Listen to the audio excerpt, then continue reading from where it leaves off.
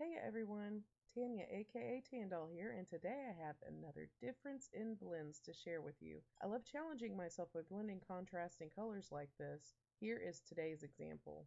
I also want to apologize at the beginning of this video. I forgot to focus my camera yet again, so a little bit of technical difficulties because I am a derp, so bear with me. If you have any questions, please feel free to leave them in the comments for me, and I'll answer them as soon as I'm able. Thanks, and I hope you enjoy.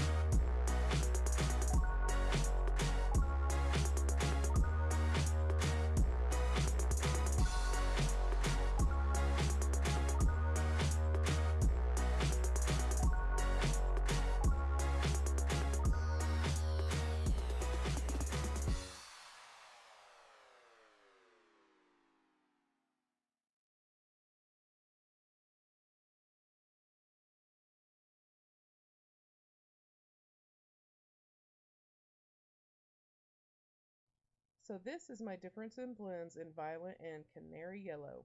I hope you guys try these techniques for yourself and find the one that best suits you. Remember, don't stop creating, everyone.